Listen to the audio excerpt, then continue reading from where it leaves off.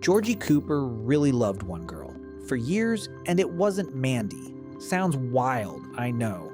Mandy is the wife, the kid, a whole separate show with both their names in the title. It doesn't get more serious than that, but there's one line that breaks that whole neat picture. Season 7, the episode called Memoir. Adult Sheldon suddenly says this about his brother. Her name was Veronica Duncan, and he was head over heels in love with her for years. For years. Not 2 episodes of teenage nonsense. Not, oh, there was some church girl once. Years. Who even is Georgie? The goofball big brother. The teenager who brings girls home, works at a tire shop, and became a father with an older girl at 17. A comedy character. The guy who ruins everything because he never thinks things through. But it's actually the other way around. Georgie had a girl who was genuinely ready to choose him. Not in theory, not in fan fiction. She stayed in his house. She refused to leave with her mother's boyfriend. She cried on his shoulder when her relationship ended. She sat at his table when the whole school turned against her. The opportunity was right there. And Georgie never made a move. Every relationship he has, from the first girl all the way to the wedding, reads completely differently once you get one thing. This kid pushed exactly where he shouldn't have and stayed quiet exactly where he should have spoken up. Hey, pull up a seat on Cooper's couch. So, anyway, let's take this in order because there's a lot to pull apart here. And I'm not starting with Veronica, I'm starting with the girl who shut this whole thing down for good. Jana, Season 3. The episode with the live chicken and the holy matrimony.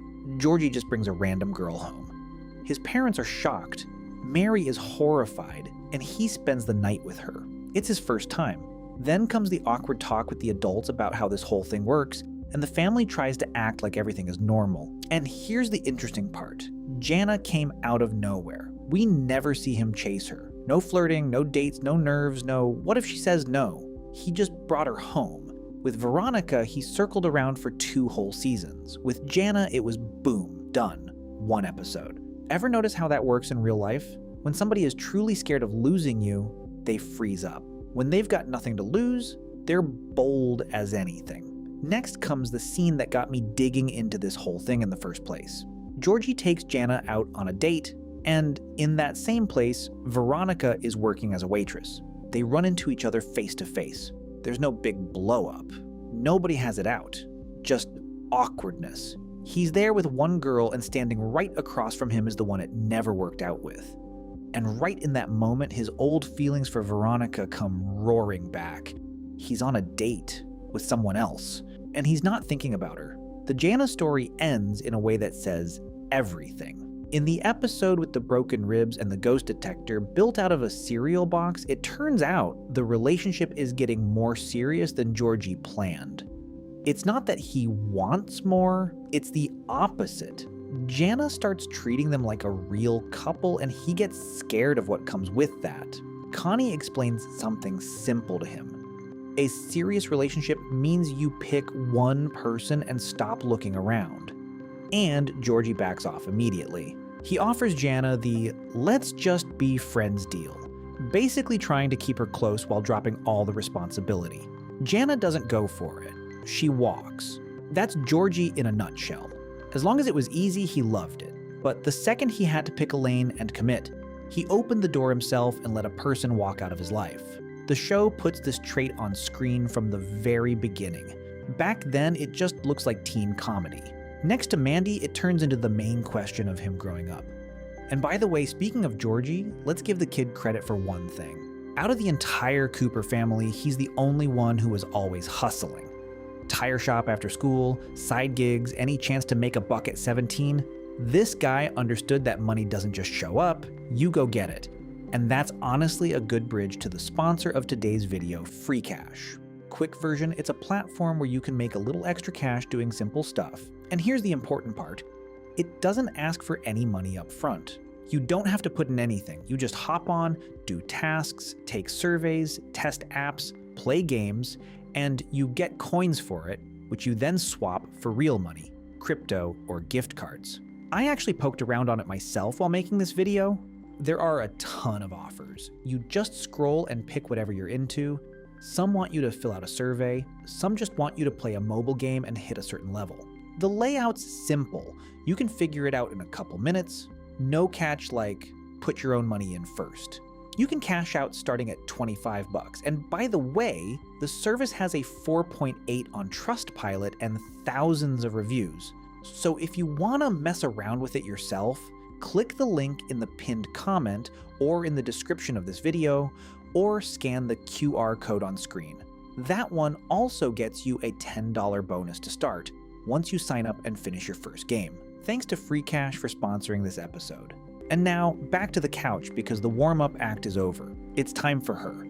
And now, the one this is all about. Veronica Duncan shows up in Season 2, in the Halloween episode about the 7 deadly sins. And get this, Sheldon is the one who introduced them. Sheldon is tutoring her in trigonometry and casually mentions she's a little slow. Georgie hears that and tells his brother, "Just introduce me to her." And then he adds the line that turns into the whole problem with their story. "I want to be her friend." Her friend. Yeah, sure.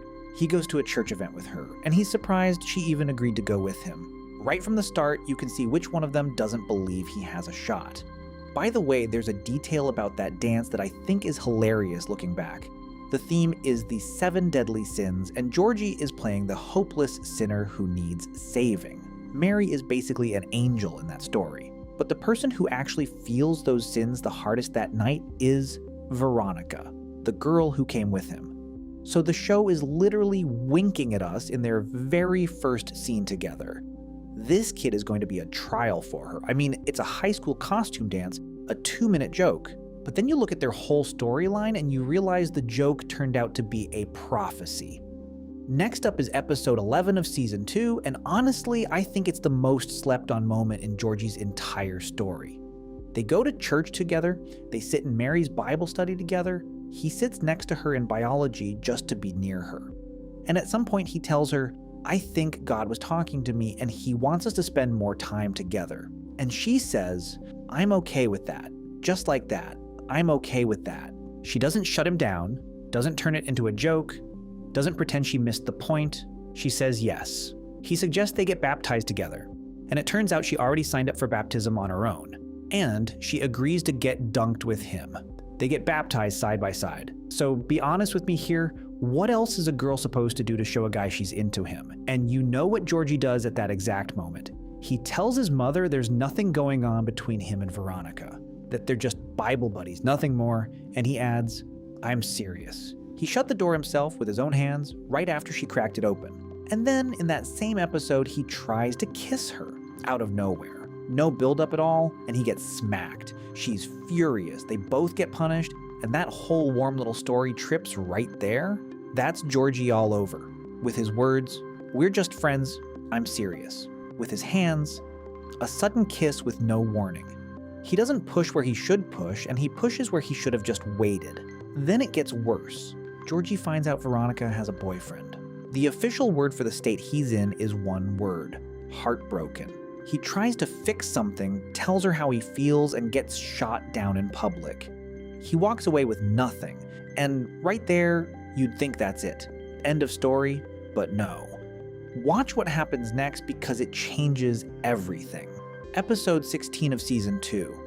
The one where Sheldon blurts out something about bread and communism, and the whole school starts avoiding Georgie. He's sitting alone. Everybody turned on him. Everybody except one person. Veronica sits down at his table. By that point, she's broken up with her boyfriend, and she just stays there next to him at the exact time when being next to him costs her something. That, to me, is the real tell. Not kisses, not dates. Who sits at your table when sitting there is embarrassing. After that, they talk more and more, teasing each other. In the episode about the school election, Georgie complains to her about Sheldon, and she gently tells him to ask God to take the anger out of him and replace it with love. He jokes back something like, "Maybe he'll take my brother instead." Just normal, warm, back and forth between two people who are easy with each other. And then comes what I think is the single most important scene in Georgie Cooper's whole romantic history. Veronica has problems at home, serious ones. Mary says the girl has a rough family situation and that she's trying to turn her life around. From her prayers, we find out her sister is in jail and her mother got mixed up with the wrong man. So Mary invites Veronica to stay with the Coopers for a few days. Veronica moves into Georgie's house. Georgie is over the moon, and he treats her well. He just takes care of her like a decent person. No moves, no showing off, no trying to grab anything. And that is exactly when, for the first time in the whole story, she starts having real feelings for him. Not friend feelings, real ones. And at the end of the episode, her mom's boyfriend Clint shows up to take her home. And there's a short exchange that still gives me chills. She says, "That's my mom's boyfriend, Clint." And somebody asks her, "Do you want to go with this man?" And she says, "No, sir. No, sir." Meaning the Cooper house is a safe place for her. A place she doesn't want to leave. That's not even about a crush. That's the kind of trust that almost never happens. The window was open, all the way. She's in his house, she's leaning toward him, she has feelings for the first time ever, and she just publicly picked his family over her own. And what does Georgie do? Nothing. Then, season 3, the episode about him being an entrepreneur. Georgie tries to impress Veronica with a new business idea.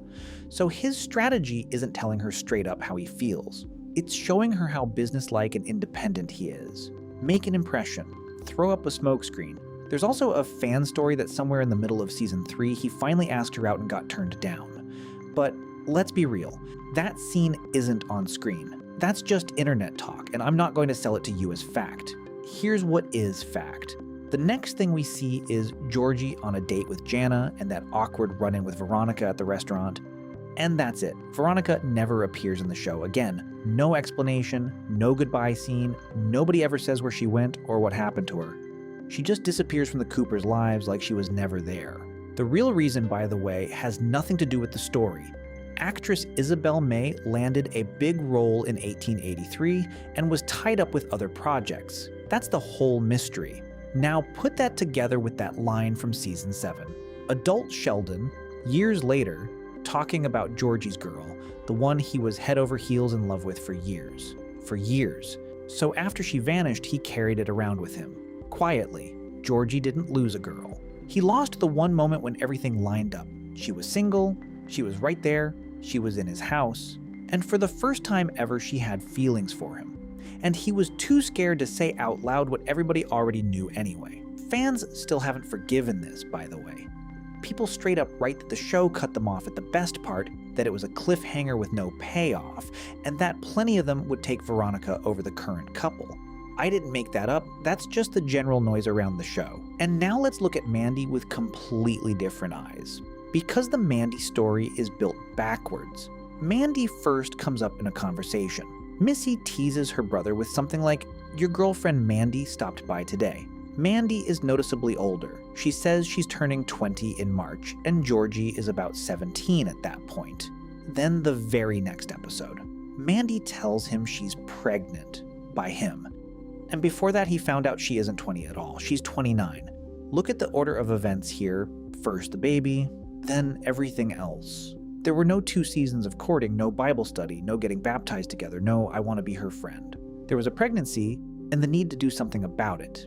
And right here, for the first time in the whole show, Georgie does the thing he never did with Veronica. Mandy tells him her family pretty much turned their backs on her over the pregnancy. They're at the clinic. Georgie is asked to step out. He is literally asked to leave, and he stays. He stands right there.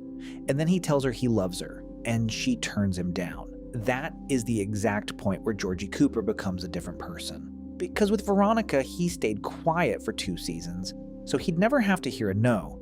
Here he said it out loud, heard the no, and didn't go anywhere. The difference between those 2 stories is literally one single action. The rest we know. The wedding. The question, do you take Amanda Elizabeth McAllister? And he says, I do.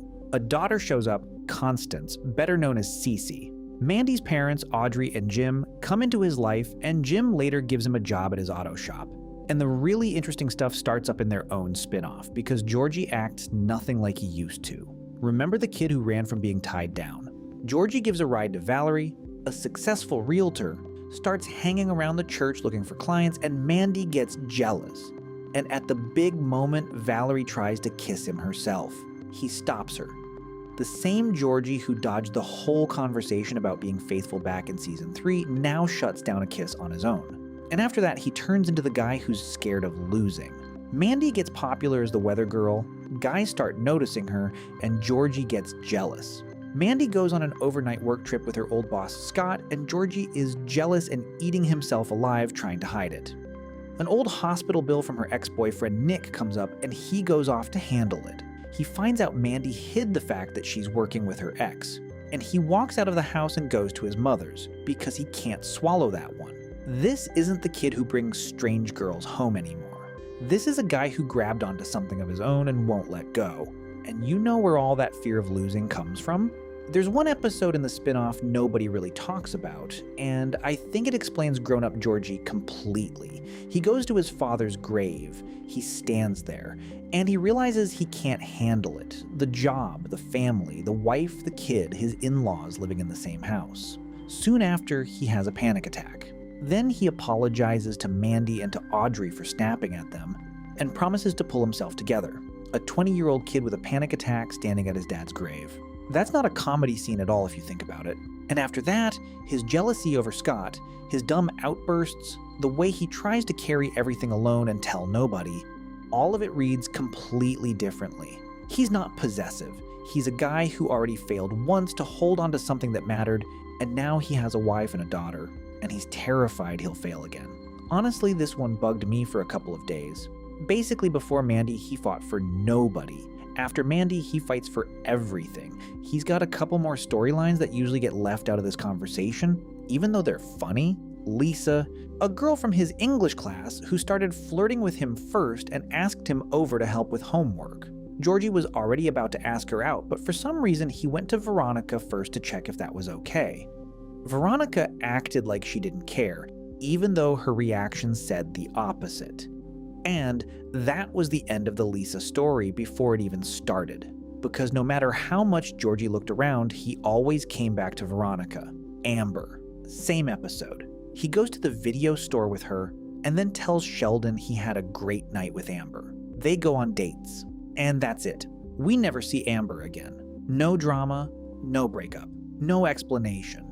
She just vanished like half of his stories. Georgie turned her down himself, knowing he had a baby coming even though Mandy wasn't taking him back. And then came Valerie in the spin-off when Georgie was already married. A successful realtor who was clearly interested in him and at one point tried to kiss him herself. And this is where you can really see how much he changed. Georgie stopped her. Not because he got caught, not because Mandy was standing right there. He drew the line himself, so add it all up. Jana left because he wouldn't commit. Lisa was a tiny high school thing. Amber dissolved after one night. Veronica was the only one who was ready to stay, and the only one he never said a word to. And now the part that still doesn't add up for me. In The Big Bang Theory, meaning grown-up Georgie's life, everything looks completely different. He owns a tire business called Dr. Tire, even though he's not a doctor of anything, and Sheldon snidely says he sells more tires than anybody in Texas. Fine, that's still in character. But there's a moment in the final season that breaks my brain. Sheldon wins the Nobel Prize and reads his congratulations out loud. One is from his brother's ex-wife, the second is from his brother's other ex-wife, from two different ex-wives. So grown-up Georgie has at least 2 divorces behind him, and Mandy isn't marked anywhere on that list. Think about how strange that is. We watch a whole show about a kid building a family, fixing his relationship, turning down a kiss, fighting for his business for his wife and daughter. Then we look 20 years ahead and all he's got is an ex-wife and another ex-wife. No names, no details, not a hint about which one is which. And the worst part is there's nobody to ask. There are no interviews where any of the creators explain this. They just don't exist. And this is where the spin-off's title stops being just a title.